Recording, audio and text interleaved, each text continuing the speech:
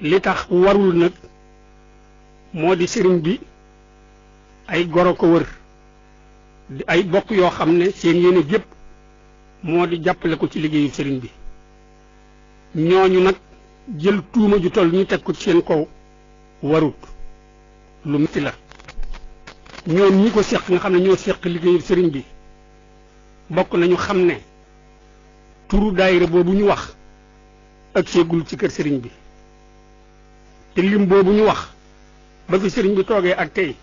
lim bu toll noonu benn daayira indeegu ko fi kon nag nañu xam ne dara wéru ci dara amu ci nañu xam ne itam danañu ko topp ba xam ki ko wax wala ki ko bind fan la ko teg ñi ngi ñaan itam ñi ko war a toppatoo ñu toppatoo ko ba xam loolu fan la jógee lépp lu ci war danañu ko jëflanteeg ñoom ñuy ñaan itam